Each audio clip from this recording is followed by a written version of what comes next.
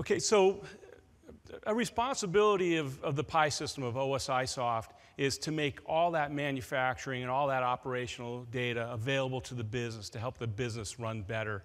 In doing that, we've got a lot of great tools, and our tools are really great when the majority of that data is coming from our systems. We do see people bringing price signals down and some real-time costing and things like that. But there's some very interesting problems out there that you got to start joining it with the back office data, the business data, and those are joinings, whether it's to HR data or financials, accounts receivable, accounts payable. And now you can start talking about reaching your customer with social media. And there's tools out there. There have been tools that have been out there for years, and it's kind of collectively called business analytics. They're wonderful things, and several large companies bring those to the market. And a couple of challenges to get those in. It's a big project. It's a big commitment by an enterprise to put them in.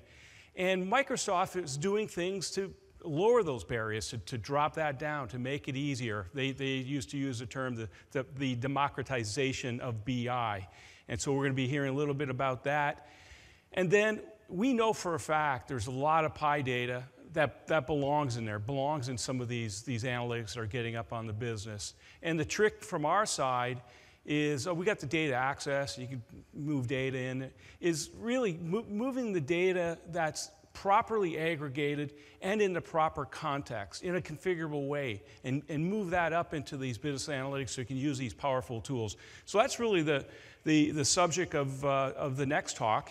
And with that, I'm going to invite Michael Tajador to the stage, and Michael's going to start out, and he'll call in Matt when he needs him. Great, thanks. Thanks, Michael. All right, there you go. Thanks, everybody. So I'm Michael Tajador, and what I do at Microsoft is I'm a product manager on the business intelligence and business analytics team. So I want to show, before I get going, the next 45 minutes, what we're going to share with you a little bit is around trends that we follow at Microsoft, so that you understand some of the thinking that goes into our product strategy and our product direction. I want to share with you the strategy that we're on for business intelligence and connecting data with the end user. And then I'm going to bring up Matt, and Matt's going to talk to what OSIsoft is doing to build off that platform. So a couple of the trends that we track and we follow. The first one is really around, at work, a lot of us spend more time trying to find the data than actually analyzing the data. Right? So this is a fairly common problem. So what we're trying to do is find ways to be able to make data more discoverable, bring it into tools that are easier to use, so that we can actually take the use of data and decision-making out to more people across the organization. Right now, about 28% of people who need data to make decisions actually have access to that data. So that's a problem. We're trying to expand that number. Another interesting trend that we track is that users are changing, and user expectations are changing when it comes to what they expect from their business applications. So all of us at work, all of us at home, have experiences around search. We can source information for ourselves through search engines, and we can collaborate with our friends through social media engines like Facebook and Twitter and that type of thing. And one of the challenges that we're tracking is that now, in most organizations, those expectations of being able to source information and collaborate with my peers in those types of ways are very much in demand. So bringing that type of experience to our product sets. And then the last one is a challenge, which is really focused on the pace of the business versus the pace of more traditional BI systems and IT. So it takes a while to get an IT solution up and running, but the pace of business is very quick. And about a third of projects for BI actually don't meet the original business requirements that they were set out to meet. So that's a challenge. Time to solution is an issue, and we're trying to reduce that time to solution. So if we take a look at the BI industry and where it's evolved to over the last 10 years, there's some interesting developments that I want to point out based on some of those trends that I just talked to. So if you take a look at where we're coming from, traditional BI has always been about sourcing information from multiple different data sources, pulling that together, cleansing it, curating it, and then delivering out information to end users through reports and dashboards and scorecards, right? And what we've noticed is due to technical advancement, a lot of end users are actually empowered now with tools that allow them to source information for themselves. Now, the challenge with sourcing information for yourself is that you end up bypassing the systems that IT has put in place to make sure that data is fresh and up to date and correct and that type of thing. So at Microsoft, we looked at this challenge, and we saw what was happening in the market space. And we saw that there were traditional BI vendors in a camp, and they were really focused on data governance, data control, traditional BI solutions. There were these new technologies coming about, and niche vendors coming around, building tools to be able to empower the end user, but not really taking data governance and compliance into account. And we thought, well, you know what? We've got this great traditional BI solution stack. We've got these great products that end users like to use around Office and SharePoint. And if we could just marry the two, then we could have a solution that really solves the needs for both. And that's the journey we ended up going down about 5 or 6 years ago. And that's the solution I want to talk to you today about. So if you think about our development strategy, we have 3 core tenets, right? The first tenet is around familiarity. So as an end user, I don't want to have to learn a new tool or a new skill set to be able to access the information I need when making a business decision. I just don't have time to do that. So tools need to be familiar, they need to be intuitive, they need to be easy to use. And for us, a lot of the data experience is about the Office experience. So Office is a core part of our strategy for business intelligence, and I'll talk about what we're doing on that front in a little bit. The other core tenet is around collaboration. So if you think about business intelligence leading to better decisions, the decision-making process is a collaborative decision, or a collaborative process, right? So if I need to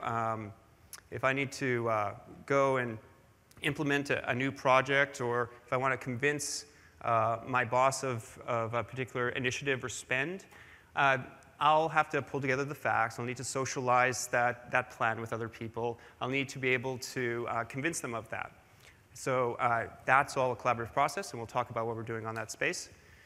And the last one is around enterprise solutions really need to be complete, right? So they need to be end-to-end. You have to think about the ability to pull information from all these different data sources these days. So that's not just information internal to your organization. That's about combining that with information that's external to your organization. Sensor data, social data, data on commodity prices, unstructured data. How do you actually harness all that data together so you can drive better decision-making and more thorough analysis? And we're going to take a look at what we're doing on the back end, all the way through to analytical engines, all the way out to end-user consumption and devices. All right, so the first tenet is around this notion of familiar tools. And for us, I mentioned Office, a big component of that. And it's really primarily focused around Excel. So Excel is where a lot of people start their data experience, whether it be at home or whether it be at the office. Excel's a pretty pervasive tool.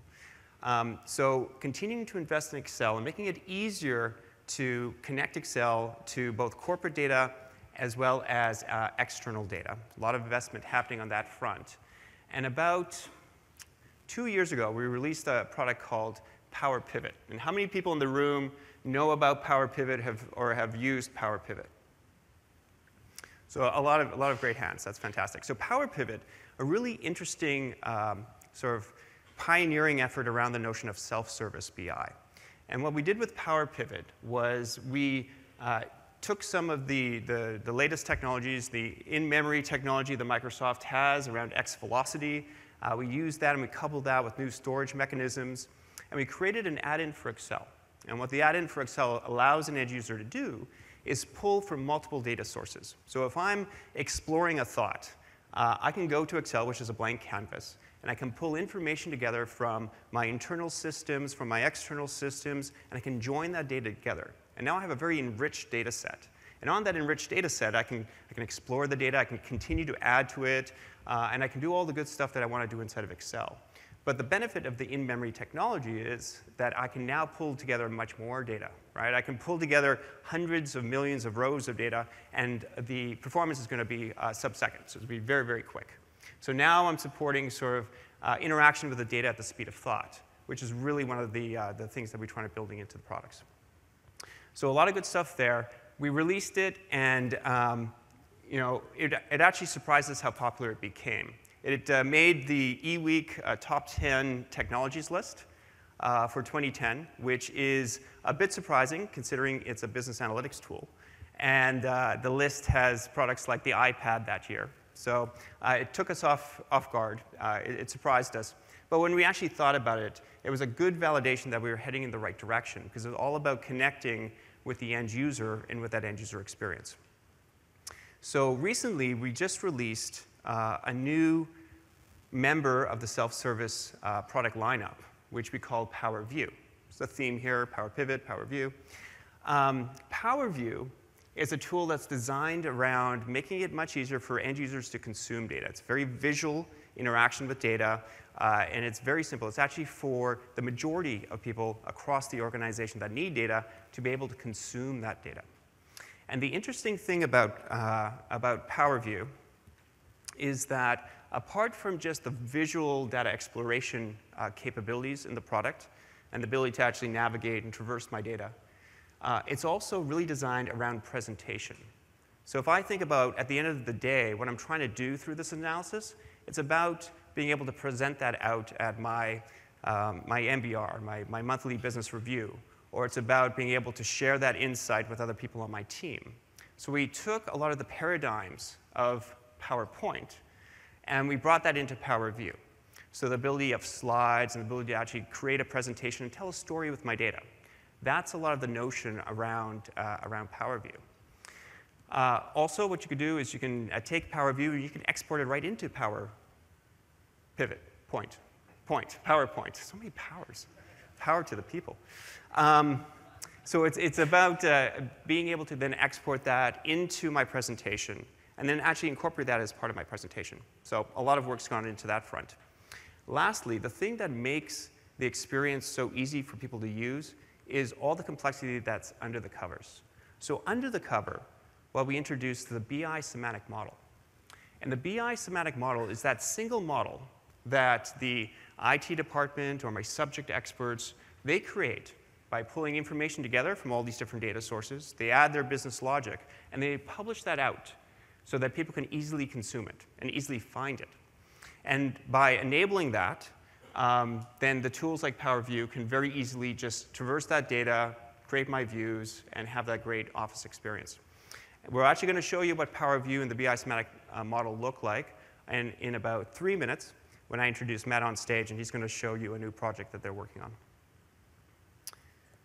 So this second tenet around collaboration. So I mentioned that the decision-making process is a collaborative process. And we recognize that. And what we wanted to do was marry our BI capabilities with all the power and all the enrichment that you can get out of a SharePoint system. So I realize not all of you are SharePoint users. But for those of you that are going in that direction, SharePoint has a lot of capabilities in it for sharing, collaborating around content. Now what you can do is you can create a report in the Excel environment in Power Pivot. You can publish that out into SharePoint, and now I can start to collaborate around that report. I can have discussion threads. I can apply it to a workflow. I can leverage all that great capability that's inside of SharePoint. One of the, I'll share a personal story to kind of make this real. So at Microsoft, as you can imagine, there's a lot of employees. There's 90,000 of us, a little bit more. And we've got a lot of different teams ranging from enterprise software all the way to Xbox, right? And across all those different teams, the way that we stay connected is we have a massive SharePoint farm. Just everybody's got a SharePoint My Site, and they share their documents up there. I mean, it's crazy how many pages we have up on our SharePoint site. So I had a project that I was about to embark on. And I found that there was a similar project that somebody else had created. So I knew nothing about this other project. It was from a different team. It was from the Xbox team. I don't know the Xbox guys. But I went into SharePoint and I searched on some basic search criteria. And within minutes, I knew who had led the project, which vendors they had used.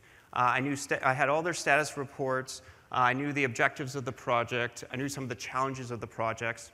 So I was able to inform myself about their project, and I was able to reach out to the project lead and get some best practices from them. And that really helped me expedite my project. So just another way that collaboration really helps across the organization. So it's really about being able to find expertise and valuable information, about finding reports that other people have built, about connecting with colleagues. All of this is the collaborative process that we build BI into. And last but not least, before we show you some product, this notion of having a complete platform. So by complete, I mean on the back end, there's a lot of buzz terms these days. Big data, unstructured data, social analytics. Being able to have a platform that leverages all these new technologies. So Microsoft's doing a lot with the open source community, such as Hadoop, being able to connect Hadoop data right into your data platform, making sure that we've got the relational systems that scale out to enterprise needs. All of that investment happens on the back end. On top of that, there's a whole series of investment that happens around analytical processing, right? It's the ability to actually add value on top of that raw data.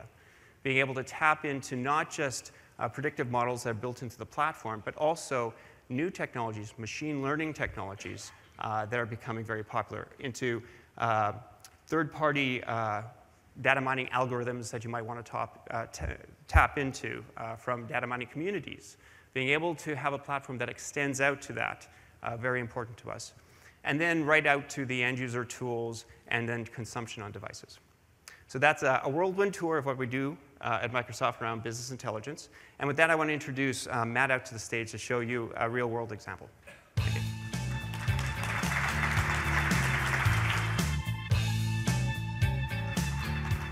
Thank you, Michael. That was a great presentation.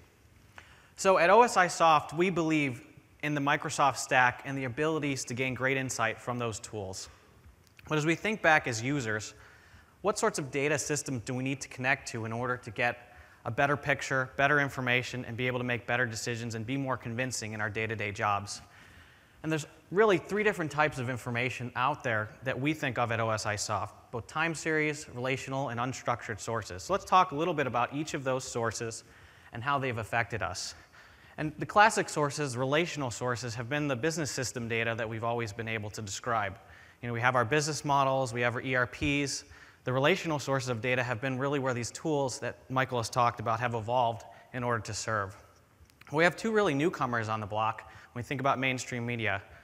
The unstructured data from social sources like Facebook, Twitter, streams on the web, those sorts of things can't be crammed into a relational model. So new tools have been developed, such as Hadoop and connectors from Microsoft, that allow us to tame unstructured data and use these sort of self-service tools. But what hasn't been known by main media is really about the PI system. The PI system has been here since the 1980s, solving problems with time series data. And we think about that divide from the Gartner talk earlier about operational technology and IT technology. This just goes to show how big a divide there is that people didn't even know that these sorts of technologies existed, and special tools existed to store this information in real time at very high event rates and with very, very high point counts. So the PI system has always been there with time series data, and we have developed a specialized set of tools that all of you have used over the years to gain value and insight from your data. And so what things are available to us in order to combine these different sources of information together? And we believe that the Microsoft platform is a perfect venue in order to do that. So I'm going to introduce a new tool to you today, which will help transform PI system information into something that you can combine with both social sources, relational sources, and all your classic time sources as an individual without the need for an IT department or a whole bunch of business users getting in your way. So let's talk a little bit about some of the types of users out there that are interested in PI system data. So we believe that the business data that you have in your business systems combined with the PI system data, combined with social sources, really is the only way to get a complete picture of your business and be able to make the best decisions. So let's talk a little bit about engineers, because I'm an engineer by trade. And so the most important thing to me, I know, is to be able to do things myself. And I don't have time to wait for IT departments to provision me hardware. I know I know if the IT guys are here, they'll kill me, but I have a secret stash of servers laying around so I can just get my job done. And what happens is that as engineers try and solve these problems on themselves, they end up creating a lot of work for the IT departments whose primary goals are around managing a set of limited resources for their users, because they know if they have sprawl of servers, sprawl of applications, the costs are just going to go out of control. So what can we do as a technology company to enable both sides to both have manageability and be able to maintain access to all those different sources of information, but still allow our core users to solve their problems in a timely manner? After all, OSIsoft is all about solving problems in real time. Likewise, managers, they need information from me, and I don't necessarily want to be the person who has to get it for them all the time. In today's connected world, we're connected 24/7, and we can't rely on old information. We need that to be connected and always available to do analysis. And so what can I do to enable these people to do self-service type things? And we believe that the Microsoft stack and their business analytics tools like Power View and Power Pivot and classic tools like Excel will enable management to get the information that they need without really having to bother individuals on a one-on-one basis every day. Likewise, some newcomers to the group that are interested in PyData are all the business users that we haven't necessarily always been able to connect with. When we talk about those divides between information technology and operational technology, these are the people that are really left out of the information in the systems. They need to know what's going on in the Pi system. They need the data that tells them about their production metrics or how their plant is running. And that helps them make better decisions. When we look at business analysts on the trading desk, they need Pi data to make the best decisions. So when we talk about enabling all these different people to serve themselves using these new technologies, we want everybody to be able to collaborate on a single platform. And so that's why we're introducing today Project Rubik. And Project Rubik is a new tool from OSIsoft that really bridges the gap with the Pi system and allows you to get that data into those business systems. And so we like the cube because it kind of is a nice way to explain some of the abilities that you get once you get things into pivot tables and into these cubes. And so it's very simple to think about visually. So this is just a three-dimensional model. But if I want to ask a question of the data, I can just ask it to show me the total energy cost. And what's happening behind the scenes is each one of these little cubes represents a piece of information or a fact about the energy cost at any given time or during a shift or across all the different dimensions. And so I can slice that by any which measure that I want. So if I want to look at information by the first shift, I can do that, and I can also look at it during peak status. So the cubes give me the ability to slice and dice information ad hoc when I need it and to be able to have an exploration experience looking at my data. But in reality, the cube really looks something like this. And surprisingly, you joke, but it's really a multi-dimensional experience. There's much more than 3 dimensions in your cube. If you walk around the tech support section of the building in San Leandro, you'll find a few of these sitting on some people's desks. So let's talk a little bit more about how Rubik fits into the rest of the OSIsoft portfolio and how it fits in with tools like PyCoreSite, ProcessBook, and PyDataLink. So those tools like CoreSite, ProcessBook, and DataLink have been enabling you to do great things, as we've seen during this conference. Look at trends, create reports, create dashboards, and view that information all in real time and be able to analyze history. But when we talk to customers and we talk about some of the new challenges that they're facing, a topic that often comes up is the idea of a fleet. And as customers become larger and larger, and we look at enterprise assets and fleet assets where I have lots of similar types of the same things. So I have lots of wind turbines, or I have lots of meters, or I have lots of pumps. Those same tools that allow me to look at individual values or detailed views or trends across singular or a few assets don't scale in a way that I would need to look at, say, 1 million different types of things and be able to gain insight out of them. So we're introducing Rubik to help supplement the abilities of the Pi system to take care of needs as businesses grow and complement those tools that have served you so well for so many years. So I'm going to go into demo and show you some of those new technologies, and I'm awaiting kind of the landmine for this laptop to see if everything works here.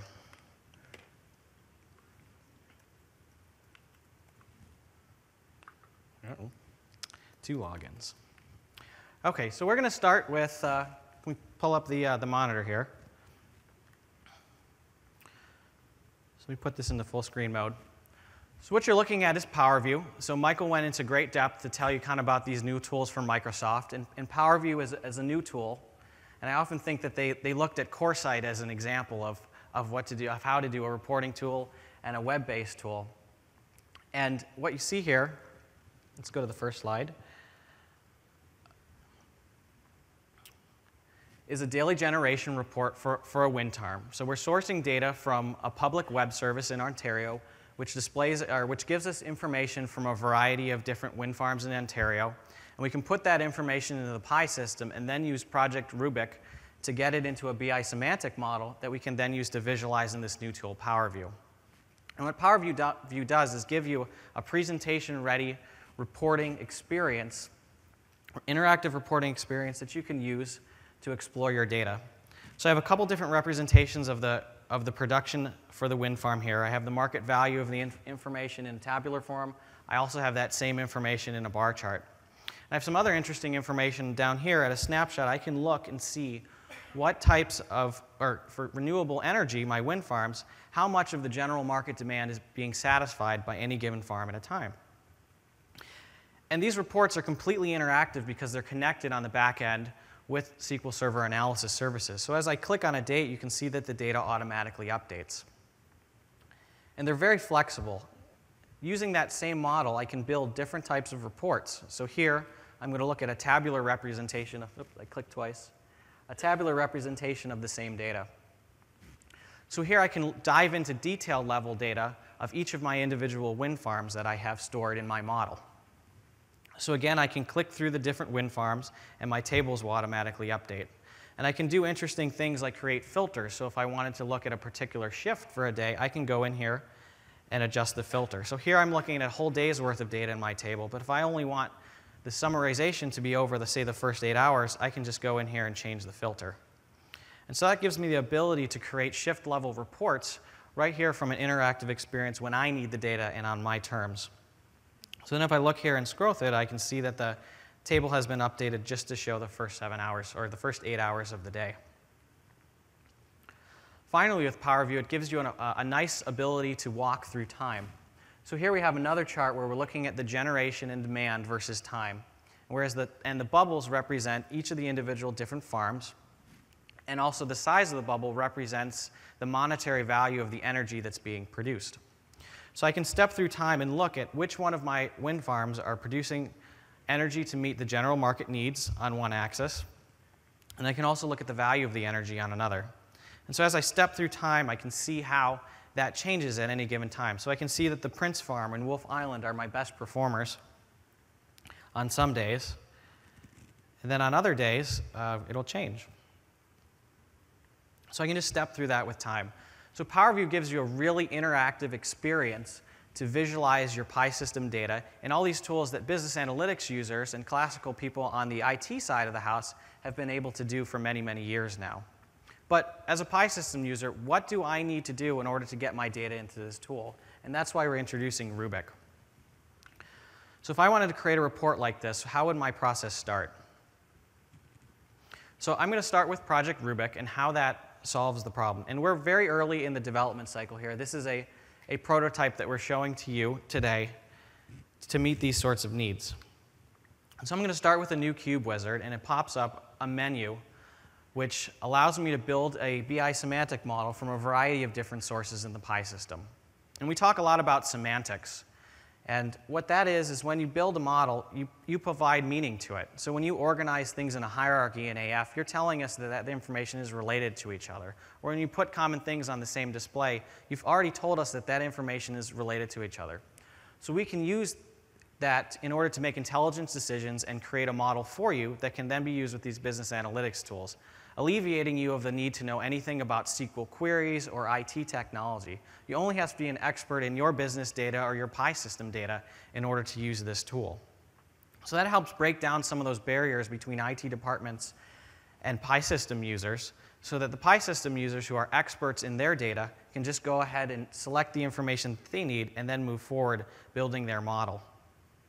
So if I select the element template to start, I can pick my wind turbines from my model, and it's automatically going to make some decisions about where to populate that data. So we populated those different pieces of data from my wind turbine template. So I have common things in there. I have like my wind generation, the value of the energy, the manufacturer of my turbine, when it was maintained, what farm it's part of, and put those into different places. And really, the only piece of technology you have to know about these two different columns are the concepts of facts and slicers. And it's really easy to understand that. You just think of slicers as your bywords. So I would take anything in the fact table, say my hourly wind generation, and I would slice that by the farm name. And so as a user, all I have to do is select the information that I'm interested in analyzing, and it's going to go off and build my semantic model for me. So I'm going to pick the market value, the wind generation, that demand that we were talking about, as well as the temperature, and then a couple different slicers and hit go. And so Rubik is going to do all the heavy lifting for you. It's going to get the data that you need. It's going to build the model. It's going to make intelligence decisions about all that stuff for you. So you just spend your time analyzing the data. What we really think is revolutionary about this is we're reducing the cycle time on building one of these models from an industry average of 4 months down to just a couple minutes. So we can return back to the slides.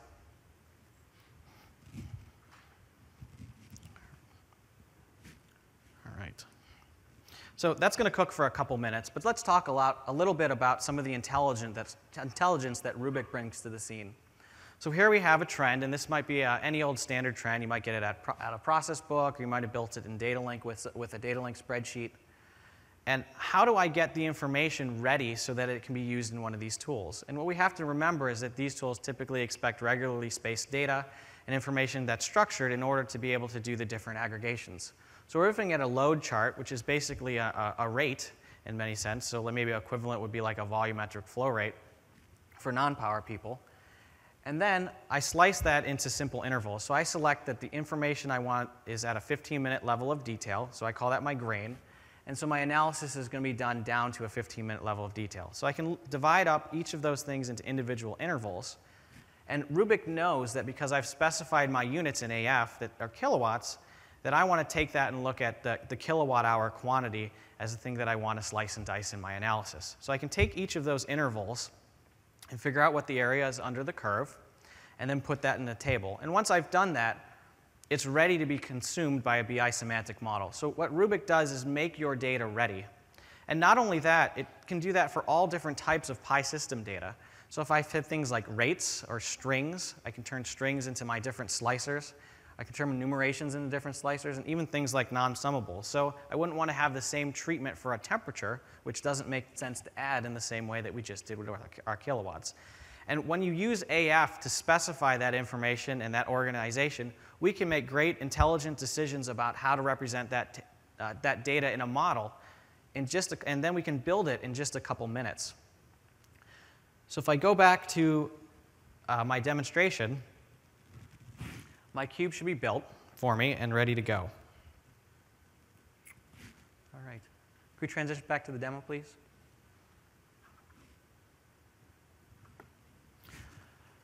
So here we got a little time check. So it's 3:51. So this model was actually built in real time behind the scenes, and it's been published to a SharePoint library where it's available to me. And this technology is all stored server-side in analysis services, so I can use the tool of my choice. So here I picked to use PowerView, but I can take that same file and I can distribute to my users via email, or I can put it on a file share, and they can use standards-based tools to consume these. So I'm going to look at, so I have my model here, and I can see the different things that I had selected when I built the model. So I have my hourly wind generation, and I also have my farms. I also picked up a couple freebies. So OSIsoft has always been a company that's been focused on time. And so we had a date dimension and a time dimension, so you can look at things based on calendar functions or based on time of the day. So let's talk a little bit about PowerView and how easy it is for an end user to create a report once they've built that model. So if I want to look at the hourly wind generation, I just come in here and I select the hourly wind generation. And if I want to look at that by the farm name, I can go in here and select the farm name. And really, just like CoreSite, it automatically populates that for me right into the table. And I can switch between different visualization types. So here I'm going to change it into a column chart just by clicking on the information. And it automatically will adjust that in a way that makes sense. So I don't have to spend a lot of time worrying about how to build a spreadsheet. I just pick the data I'm interested in and leave the visuals up to PowerView. And all these things are ready, presentation ready out of the box. So I can export this to PowerPoint, where then I can use the live connected data here and distribute it to different users where they can use it in a report. So I can also go ahead and do things like add a different date and tile this information by date. And then when I click on the date, it updates. So I was able to select that information that I was interested in out of the Pi system in just a couple minutes, build my model, maybe get a cup of coffee, and I'm out and running doing Power View. And it's very powerful. It really changes the paradigm of business intelligence for users. Is no longer does it have to be an IT project where I get to the other folks from the IT department, I get subject matter experts from the operations, I get business users, management buy-in to buy a whole bunch of stuff, and get that project underway. I can just cycle on this thing in a couple of minutes. And we really believe this is going to revolutionize the way that you interact with Pi data and be able to get Pi data into the rest of your business applications. So not only can I look at that information in Power View, but because I'm building on top of the BI semantic model, I can also take that and look at it in other tools like Excel. So I can go down here and I can just launch Excel. And I'm going to get connected to that same model. So no matter what tool an end user uses, as long as they're connecting to that model, they know their data is always going to be fresh, current, and match the presentation from other places. So here I can do the same thing. I can select my market value, or maybe my win generation again, and put that into my table. I can filter it by date. And then I'm going to do something a little bit different. So depending on the tool I'm using, with Rubik, we put specialized intelligence in there to add things to the model that can be taken advantage of in some of the different tools. So here I'm going to use the geography hierarchy. And when I built my AF structure, what I did is I put the different turbines into different geography groups so that it automatically rolls those up for me, so I can drill down into any of the individual regions and see how the turbines are performing. And so in Excel, I can go ahead and I can add different charting tools right to my analysis. And then as I go ahead and click through that, my charts automatically update. So that, in a nutshell, is what we're doing with Project Rubik. I'd like to thank you all for your time and attention, and enjoy the rest of the conference.